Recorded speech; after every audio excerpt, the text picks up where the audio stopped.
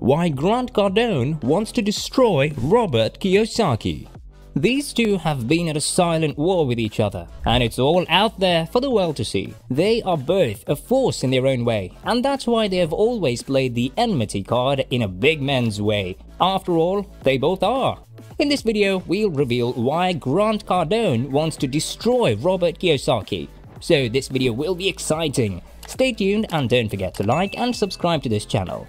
For Robert Kiyosaki, he operates through several companies that he owns fully or in part and through franchisee arrangements with other companies authorized to use his name for a fee.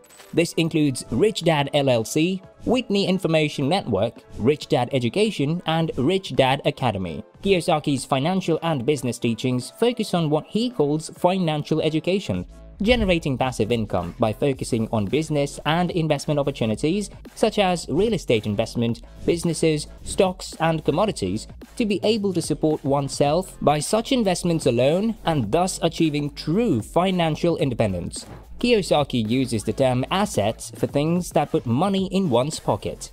He stresses the importance of building up an asset first to fund one's liabilities instead of saving cash or relying on a salary from a traditional job. Keep watching to find out more. Grant Cardone, on the other hand, is the CEO and founder of Grant Cardone Enterprises, comprising all his companies: Cardone Training Technologies, Cardone University, Cardone Acquisition, Cardone Capital, and Grant Cardone Television Network. Each of his companies was created one after the other. They were never established at the same time because each gave rise to the other.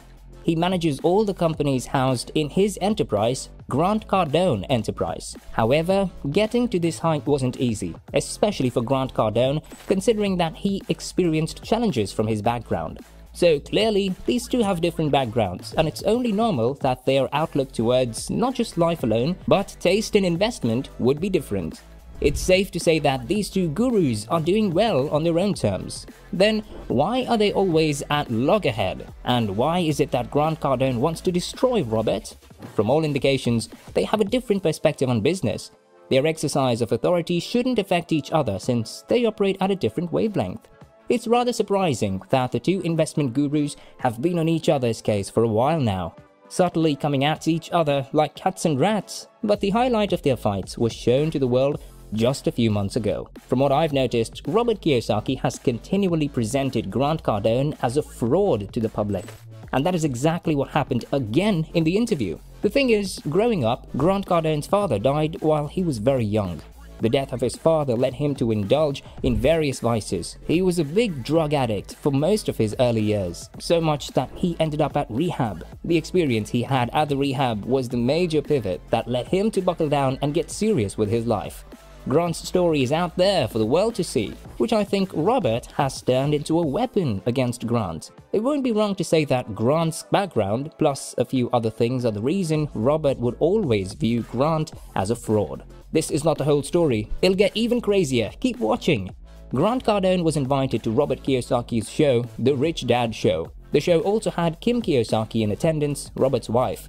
If you've been following this channel, you know we've analyzed how the interview played out. Getting on the interview, Grant Cardone was asked to give his 2 cents about what entrepreneur newbies should look out for and how to get started. Grant, being who he is, goes straight to talk about the need for them to buy expensive and multiple units.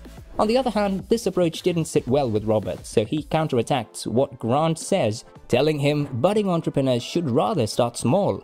Well, if he had said it more politely, perhaps it wouldn't have made Grant feel bad. But with the way everything played out, it was almost like Robert Kiyosaki invited Grant to his show to simply ridicule him. Isn't it expected that people will always have differing opinions? So why does Robert have to make it feel out of place? That singular action is enough to heighten the tension between the two of them. So if anyone calls what Grant Cardone has for Robert hatred, who am I to say no? It is what it is. Meanwhile, after the interview, Grant did a video bashing Robert following the incident, and from then on, it has been from one thing to the other. Come to think of it, Robert, that seems to always go on and on about how Grant is not to be trusted and isn't equally innocent. You know what they say, he who seeks equity must come with clean hands. Robert's hands are filthy too. You'll not believe what happened next. In 2010, the Canadian Broadcasting Corporation did an expose on scams that Kiyosaki's company was perpetuating in Canada in the guise of seminars. Upon tracking the success claims of rich dad seminar organizers, they discovered that these claims were not true. Investments in trailers and trailer parks, which were being propagated as successful by seminar teachers, were found to actually be barren pieces of land that no one was using. Grant has constantly been under the scrutiny of Robert, even when he is also guilty of what he accuses Grant of. At this point, Grant has had enough of that. Now is the time for some real actions. That will be all for today. For more exciting videos like this, don't forget to thumb on the subscribe button.